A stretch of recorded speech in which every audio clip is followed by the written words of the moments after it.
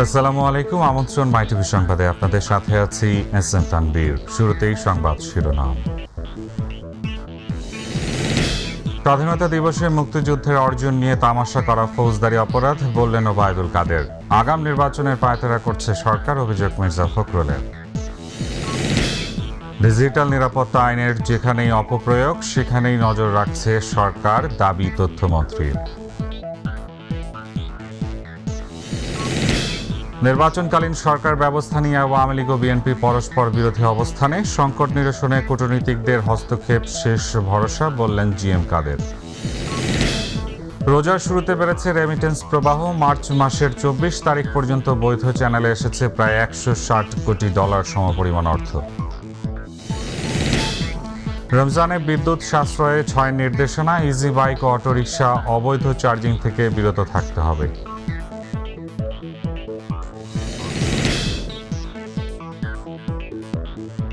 ছিলেন সংবাদ শিরোনাম, এবারে বিস্তারিত। স্বাধীনতা দিবসে মুক্তিযুদ্ধের অর্জন নিয়ে তামাশা করা কোনো ভুল নয়, এটি ষড়যন্ত্র এবং ফৌজদারি অপরাধ বলে মন্তব্য করেছেন আওয়ামী লীগ সাধারণ সম্পাদক ওবায়দুল কাদের। বঙ্গবন্ধু এভিনিউয়ে দলের যৌথ সভায় প্রথম আলো পত্রিকার প্রকাশিত সংবাদের বিষয়ে তিনি এমন মন্তব্য করেন। ওবায়দুল কাদের বলেন, দেশি বিদেশি ষড়যন্ত্রকারীরা আরেকটি ৭৫ সৃষ্টি করা সহ অনির্বাচিত সরকার প্রতিষ্ঠা করতে চায়। প্রকাশিত সংবাদটি যেমনই ষড়যন্ত্রের অংশ, তেমনি সাংবাদিকতার নিয়মের চরম লঙ্ঘন বলেও মন্তব্য করেন তিনি।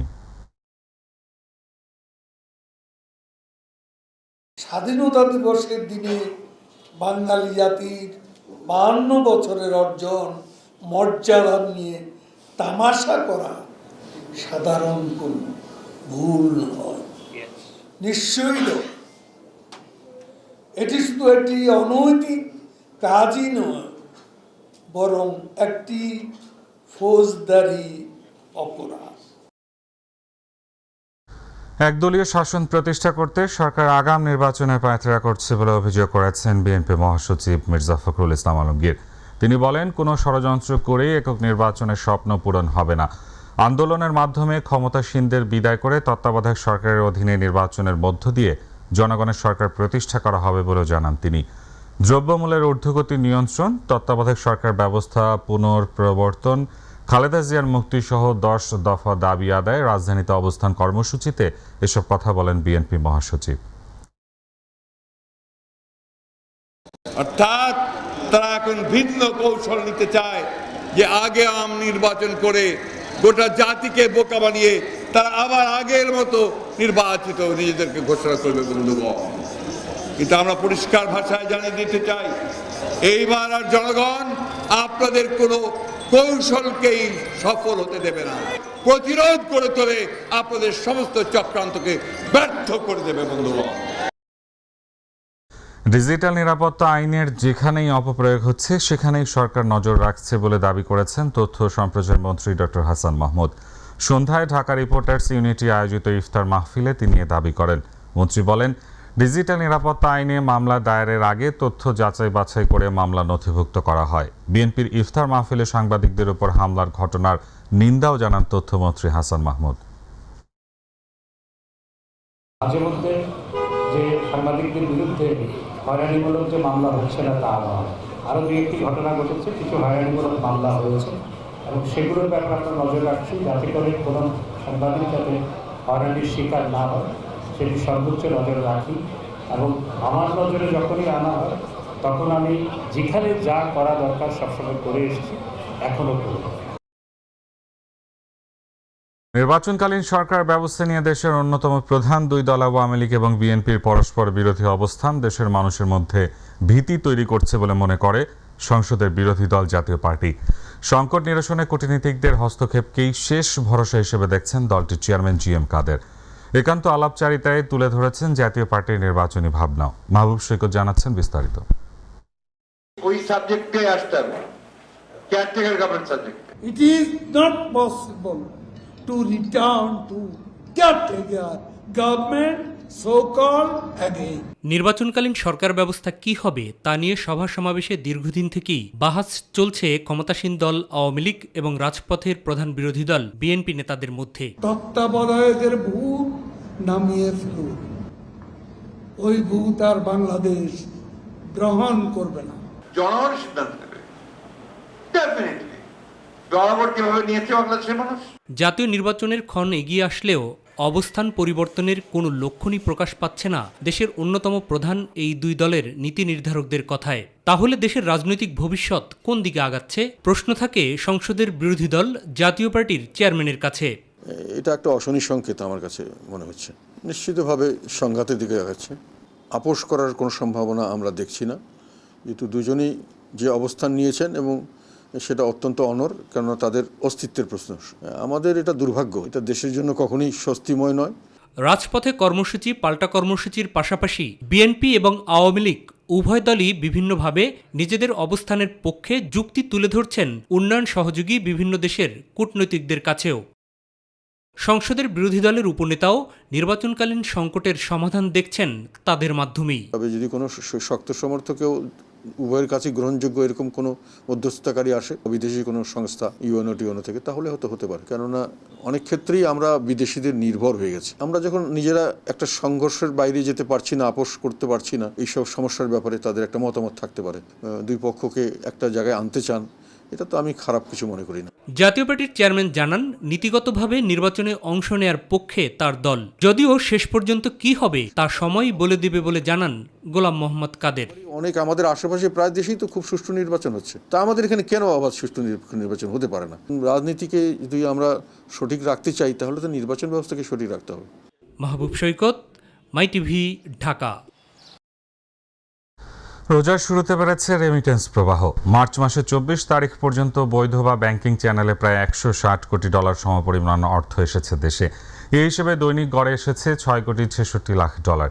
বাংলাদেশ ব্যাংকের প্রকাশিত হালনাগাদ পরিসংখ্যানে এ তথ্য জানা গেছে। অর্থনীতি বিশ্লেষকরা বলছেন, রেমিটেন্সের এই প্রবাহ স্বাভাবিক, যা সময়ের সাথে আরও বাড়বে। মহিবুল কাদেরের বিশেষ প্রতিবেদন। গত 8 মাসের মধ্যে সর্বোচ্চ পরিমাণ রেমিটেন্স বাংলাদেশে এসেছে মার্চ মাসে। রমজানে পরিবারের বাড়তি ব্যয়ের চাহিদা মেটাতে প্রবাসী বাংলাদেশিরা বেশি পরিমাণে অর্থ দেশে পাঠিয়েছেন বলে জানিয়েছে সংশ্লিষ্ট কর্মকর্তারা। প্রবাসী শ্রমিকরা গত মাসে বাংলাদেশে পাঠিয়েছেন $1.86 বিলিয়ন, যা গত বছরের জুলাইয়ের পর সর্বোচ্চ। গত বছর জুলাইয়ের $1.87 বিলিয়ন রেমিটেন্স দেশে পাঠানো হয়েছে। দেশের অর্থনীতির সবচেয়ে বড় আস্থার জায়গা বিদেশি রেমিটেন্স এবং কৃষিখাত। অর্থনীতি সচল রাখতে এই দুই খাতে লেনদেন আরও সহজ করা গেলে রেমিটেন্স প্রবাহ বাড়বে বলে মনে করেন এই বিশ্লেষক। আমাদের অর্থনীতিটা মূলত কৃষি নির্ভর অর্থনীতি হওয়ার কারণে কারেন্ট অ্যাকাউন্ট ব্যালেন্সের কথা বলি, তাহলে এটা রেমিটেন্স নির্ভর।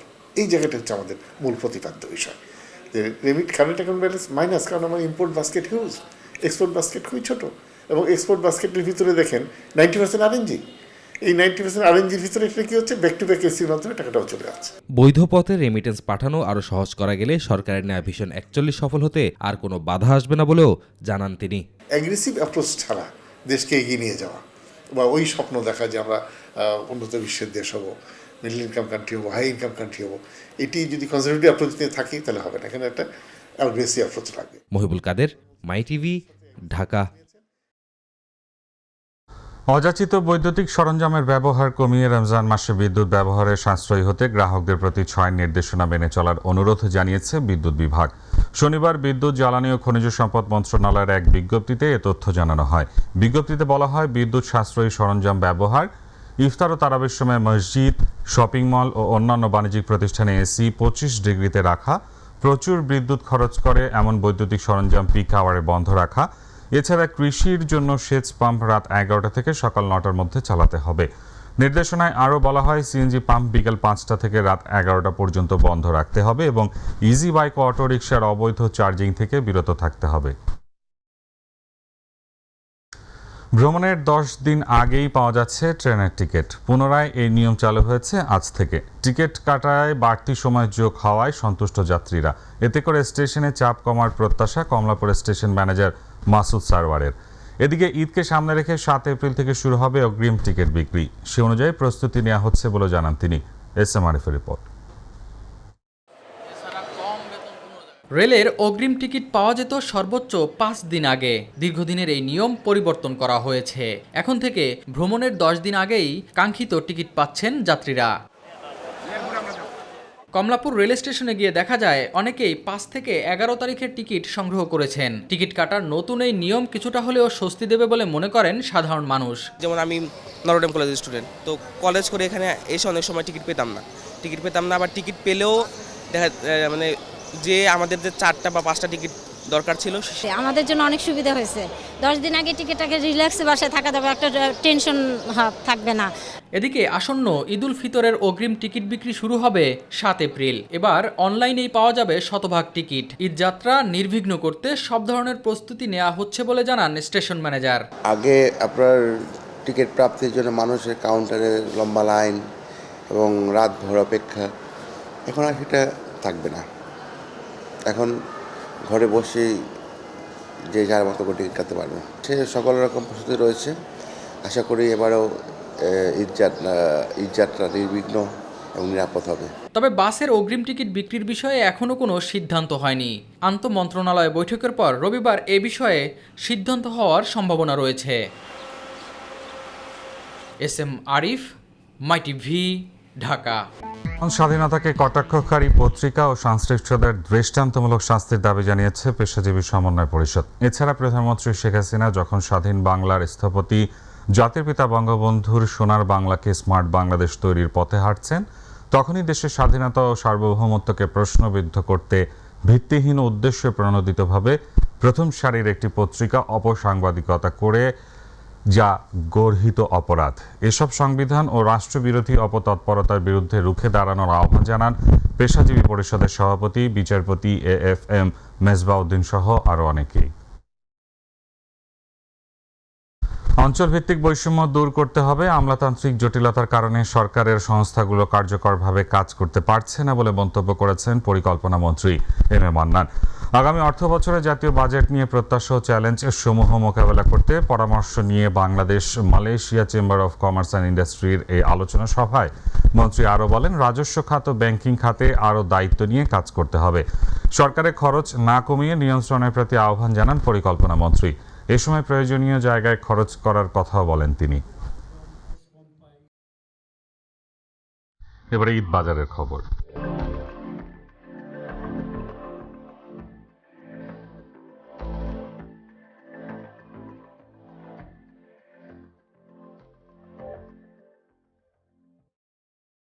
ঈদকে সামনে রেখে নানা ডিজাইনের পোশাকের পসরা সাজিয়ে বসেছে রাজধানীর খুচরা মার্কেটগুলো। ব্যবসায়ীরা বলছেন, ধীরে ধীরে জমে উঠেছে ঈদের কেনাকাটা। রোজার 7ম দিন পর্যন্ত ক্রেতার দেখা না মিললেও এখন দেখা মিলছে কাঙ্ক্ষিত ক্রেতার। আমেনা হিরের রিপোর্ট।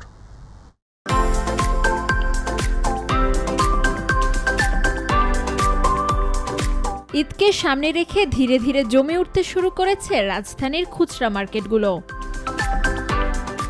রাজধানীর গাউসিয়া সুপারমার্কেট সাধ্যের মধ্যে পোশাক কেনার জন্য অন্যতম জনপ্রিয় স্থান। ক্রেতাদের দৃষ্টি আকর্ষণ করতে প্রতিটি দোকানে উঠানো হয়েছে বাহারি ডিজাইনের পোশাক। রমজানের শুরুতে ভিড় তুলনামূলক অনেকটা কম ছিল, তবে এখন বেছে বেছে পছন্দসই কেনাকাটা করছেন অনেকেই। সবে মাত্র শুরু আর কি, রোজা ঈদের বাজার, সব কিছুর দাম একটু বেশি। মোটামুটি মার্কেটে বেশ কিছু নতুন নতুন ডিজাইন আসছে, ওর এটা পছন্দ হয়েছে, সেই জন্য আমরা এখন নিলাম আর কি এটা। বিক্রেতারা বলছেন, এ কয়েকদিনের তুলনায় বেড়েছে ক্রেতা সমাগম। এমনটা চলতে থাকলে এবছর বিক্রি ভালো হবে বলে জানান তারা। প্রথম রমজান থেকে বৃহস্পতিবার পর্যন্ত সেল তেমন হয় না, কালকে মোটামুটি ভালো হয়েছে স্যার। 8 দিন একটু খারাপ গেছে, এখন গতকালকে থেকে বাজার ভালো চলতেছে। ঈদ মৌসুম হিসাবে সবারই তো একটা ঈদের চাহিদা কেনাকাটার জন্য, সেই হিসাবে একটু বেশি। তবে 15 রোজার পর ঈদের বাজার আরও জমে উঠবে প্রত্যাশা ব্যবসায়ীদের। আমেনা হীরা, মাই টিভি, ঢাকা। বিএসটিআই এর মান নিয়ন্ত্রণ সিলমোহর না থাকায় দেশের খ্যাতনামা সুপারশপ ট্রাস্ট ফ্যামিলি নিডকে আর্থিক জরিমানার আদেশ দিয়েছে ভ্রাম্যমাণ আদালত। সেই সাথে সুপারশপ থেকে 18টি পণ্য জব্দের আদেশ দেওয়া হয়। অপর আরেকটি অভিযানে অনুমোদনহীন দেশি বিদেশি বিভিন্ন কসমেটিক্স সামগ্রী উৎপাদন ও বাজারজাতকরণের অভিযোগে মাউন্টেইন কনজিউমার লিমিটেড নামের একটি প্রতিষ্ঠানকে সিলগালার আদেশ দেন একই আদালত। বিস্তারিত হাসান জাকিরের রিপোর্টে। ভারত, পাকিস্তান সহ বিভিন্ন দেশের খ্যাতনামা ব্র্যান্ডের কসমেটিক সামগ্রী দেশে উৎপাদন করে সেগুলোকে বাজারজাত করে আসছিল রাজধানীর উত্তরখানের চামুরখান এলাকার মাউন্টেন কনজিউমার লিমিটেড। খবরে প্রতিষ্ঠানটিতে সার্টিফিকেট অনুসন্ধানে অভিযান চালায় বিএসটিআই। পাকিস্তানি গৌরী ক্রিম সহ হিমালয় পাউডার, হিমালয় ক্রিম ইত্যাদি নামি দামি ব্র্যান্ডের পণ্যের নামে বাজারজাত করছে এরা। আমরা একজন আসামিকে ধরতে পেরেছি, মালিককে এখনও ধরতে পারিনি। এখন মালিককে ধরতে পারলে আমাদের বিজ্ঞ নির্বাহী ম্যাজিস্ট্রেট মহোদয় যে নির্দেশনা প্রদান করবেন, আমরা সেই নির্দেশনা অনুযায়ী পরবর্তীতে ব্যবস্থা গ্রহণ করব। এ সময় বিপুল পরিমাণে প্রসাধনী সামগ্রী জব্দ করা হয় ও প্রতিষ্ঠানটিকে সিলগালা করার আদেশ দেওয়া হয়। এর আগে রাজধানীর উত্তরা এলাকার সুপার শপ ট্রাস্ট ফ্যামিলি নিডসকে ৭০,০০০ টাকা অর্থদণ্ডের আদেশ দেন বিএসটিআইয়ের একই ভ্রাম্যমাণ আদালত। এ সময় সুপার শপের 18টি পণ্য জব্দের আদেশ দেওয়া হয় ও চূড়ান্ত সতর্কতা নোটিশ প্রদান করা হয়। তারা আমাদেরকে কমিটমেন্ট করেছে যে এটি তাদের ভুল হয়েছে, যেহেতু তারা এটার জন্য লিখিতভাবে তারা কমিটমেন্ট করেছে যে ভবিষ্যতে আর এটি করবে না, এই জন্য তাদেরকে সর্বনিম্ন জরিমানাটি করা হয়েছে, যাতে ভবিষ্যতে এবং আমাদের যে বিএসটিআইয়ের পক্ষ থেকে যে নিয়মিত যে তদারকি সেটি করা হবে যে তারা তাদের আসলে কমিটমেন্টটা রক্ষা করতে পারছে কিনা। পরে সুপার শপের বিভিন্ন রসালো ফল ভ্রাম্যমাণ ল্যাবে পরীক্ষা করা হয়।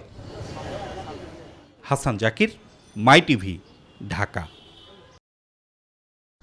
জমে উঠেছে ইফতার বাজার। রোজা শেষে ইফতার সামগ্রী কিনতে বিভিন্ন দোকানে ভিড় করছেন মানুষ। দাম কিছুটা বেশি হলেও মান নিয়ে কোনো প্রশ্ন নেই তাদের। এস.এম. খোরশেদ আলমের রিপোর্ট।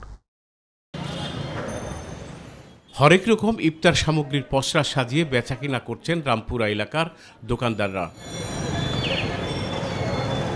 দূর দূরান্ত থেকে মজাদার ইফতার কিনতে এখানে ভিড় করছেন ক্রেতারা। এখানে খাবার আগেও নিয়েছি, ভালো তুলনামূলক। তো এখানে থেকে আমরা মুরগি নিলাম, আর হচ্ছে দেন পেঁয়াজু বেগুনি নিলাম, আর হচ্ছে পরোটা নিলাম। আমি নিছি জর্দা আর হলো ললিপপ। দাম কিছুটা বেশি হলেও মানে উন্নত বলে জানান ক্রেতারা। হালিম, গরুর মাংস, পরোটা এটা সবসময় নেই এলাকায়, যথেষ্ট। এর চেয়ে ভালো কোথাও আর পাই না। বেচাকিনা ভালো বলে জানান বিক্রেতারা।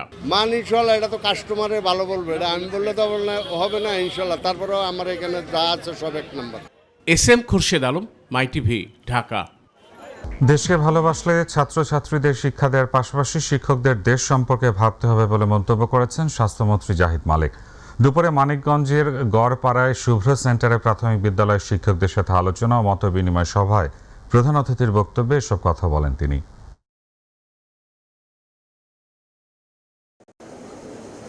চিকিৎসার ব্যবস্থা দোরগোড়ায় চলে গেছে, শিক্ষার ব্যবস্থা কত উন্নয়ন হয়েছে।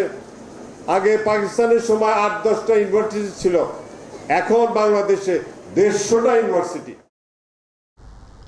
এবারে প্রবাসের খবর।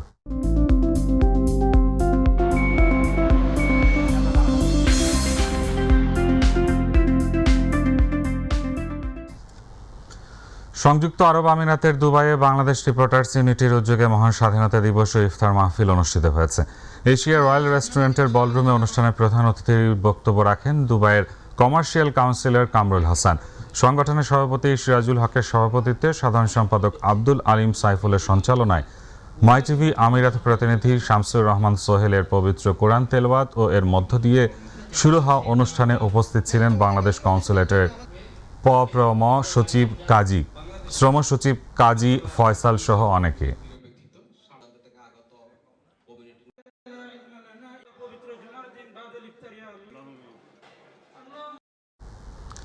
মহান স্বাধীনতা দিবস উপলক্ষে আলোচনা এবং ইফতার মাহফিলের আয়োজন করেন বাংলাদেশ বিজনেস ফোরাম বাহরাইন। সংগঠনের সভাপতি আইনুল হকের সভাপতিত্বে এবং আব্দুল হান্নান ও আখতারুজ্জামান সরকারের যৌথ সঞ্চালনায় প্রধান অতিথি ছিলেন বাংলাদেশ দূতাবাসের মান্যবর রাষ্ট্রদূত মোহাম্মদ নজরুল ইসলাম।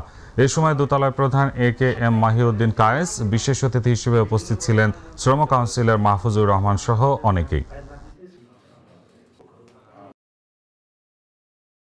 আন্তর্জাতিক সংবাদ।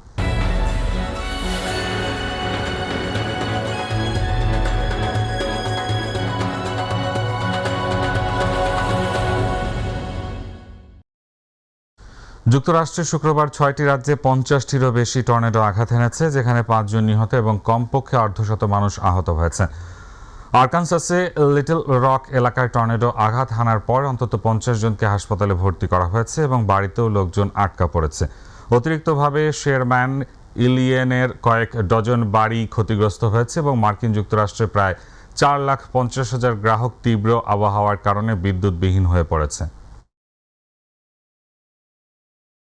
মার্কিন পর্ন ছবির সাবেক অভিনেত্রী স্টর্মি ড্যানিয়েলসের সম্পর্কের কথা গোপন রাখতে ওই অভিনেত্রীকে গোপনে ঘুষ দেওয়ার অভিযোগে যুক্তরাষ্ট্রের সাবেক প্রেসিডেন্ট ডোনাল্ড ট্রাম্পের বিরুদ্ধে আদালতে যে মামলা চলছে তাতে আত্মসমর্পণের সিদ্ধান্ত নিয়েছেন ট্রাম্প। আগামী মঙ্গলবার যুক্তরাষ্ট্রের নিউ ইয়র্ক অঙ্গরাজ্যের লোয়ার ম্যানহাটন এলাকার অপরাধ আদালতে মামলার শুনানি হবে। ওই দিনই আত্মসমর্পণ করবেন সাবেক মার্কিন প্রেসিডেন্ট। সংবাদের শেষ প্রান্তে আমরা যাওয়ার আগে সংবাদ শিরোনামগুলো জানিয়ে দিচ্ছি আরও একবার।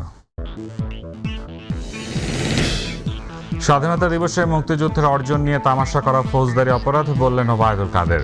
আগাম নির্বাচনে পায়তারা করছে সরকার, অভিযোগ মির্জা ফখরুলের। ডিজিটাল নিরাপত্তা আইনের যেখানেই অপপ্রয়োগ সেখানেই নজর রাখছে সরকার, দাবি তথ্যমন্ত্রী।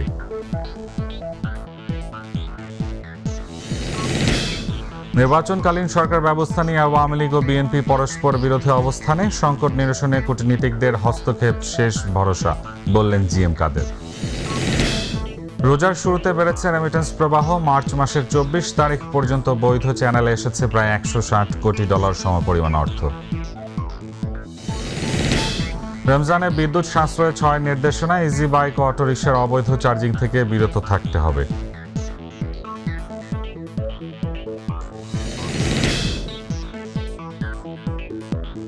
এই ছিল এখনকার মতো, এতক্ষণ সঙ্গে থাকার ধন্যবাদ। এছাড়া ইউটিউবে মাইটিভি সংবাদ দেখতে ভিজিট করুন youtube/mytv নিউজ এবং আমাদের অনুষ্ঠান দেখতে ভিজিট করুন youtube/mytv বাংলা ও facebook/mytv বাংলা। আমাদের পরবর্তী সংবাদ রাত 12:30 দেখার আমন্ত্রণ জানিয়ে বিদায় নিচ্ছি। আল্লাহ হাফেজ।